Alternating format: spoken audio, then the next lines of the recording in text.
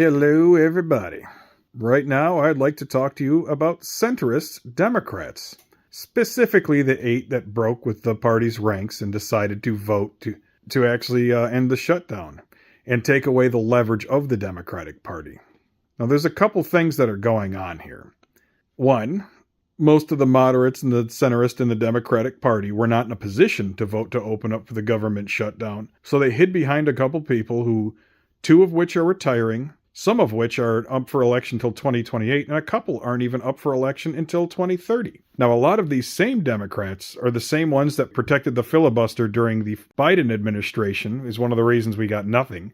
And as a matter of fact, they didn't call for the end of the filibuster until they knew it would never actually happen. So once Joe Manchin and Kyrsten Sinema assured everybody and their donors that they would never break the filibuster, that is when they actually decided to break with the filibuster. Now, why am I bringing that up? Well, it's pretty simple. What if I told you that not in human history, ever, has a bunch of centrists ever taken on an authoritarian government in their own country? They've never done it successfully, ever. So let's just say this. A lot of the same authoritarian types that are funding the Republican Party actually fund the moderate Democratic Party. So the goal here, in the long term, is, at least through the Republican Party, is to create a pseudo-democracy, very much like they do in Hungary, where everything's redistricted and there's permanent rule in the House with the Republican Party, pretty much permanent rule with the presidency, and then because they have a huge advantage in the Senate, permanent rule in the Senate. Now, why would somebody that donates to the Republican Party that knows this, why would they donate to the Democratic Party? That's completely against their own interest, right? Wrong. The moderate Democrats might be for a couple things here and there, but they are for, more than anything else, the status quo. Okay, so we're getting into the nitty-gritty. What am I getting at? What I'm getting at is pretty simple. Not only are the centrist and moderate Democrats not going to save you, they're going to protect the status quo and they're going to protect their donors first. The same donors that try to create a pseudo-democracy for us to live in. See, they don't really want us to be in control of anything, because when we do, we elect people like AOC, like Zohan Mamdani. And with people like that don't take any money from the business community, they don't take any money from the pharmaceutical companies, and they most certainly don't take money from health insurance companies. They just lost the biggest donors in the United States. So that's why you see a lot of this socialism doesn't work from them, was because, for one, yes, it does work. It just dries up their funding. But a little deeper than that, as I mentioned before in this video, centrists, right and left, have never, ever taken on an authoritarian government within their own country successfully. Because the people that are backing them are also the same people that want the authoritarian government. Now, to be fair, not everybody is, but enough of them are. If you want to go ahead and get rid of an authoritarian government or a fascist takeover, you actually have to offer people something that really exposes the ideology of the authoritarians. You want to get groceries down? We actually have to get groceries down. If we want peace, and they vote for Donald Trump for peace, we actually have to give them peace instead of forever wars. If we want freedom and liberty, we actually have to give them freedom and liberty.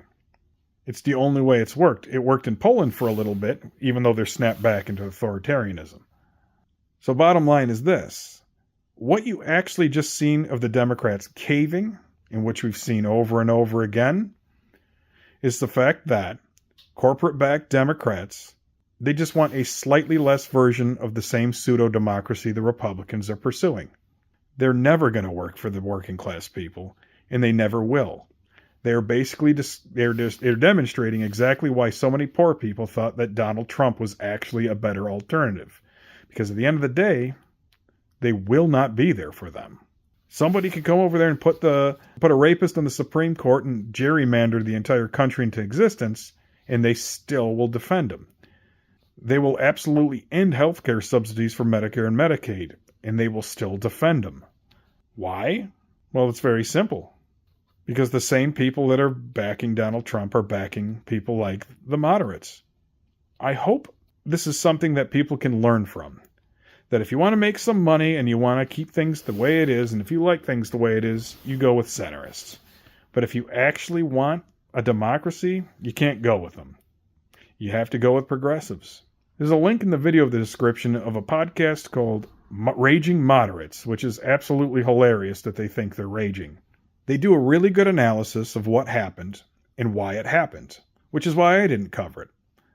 You can look at it yourself, and they basically take the words right out of my mouth. But unfortunately, what they don't see is what I see and what I'm conveying to you. You are advocating for people that are not going to do anything about this authoritarian movement. They're going to capitulate. They're going to do exactly what their rich donors tell them to do, and they're going to sell you out every single time. So when I see somebody that's a raging moderate, unfortunately, I see well-placed ignorance. The good news is this.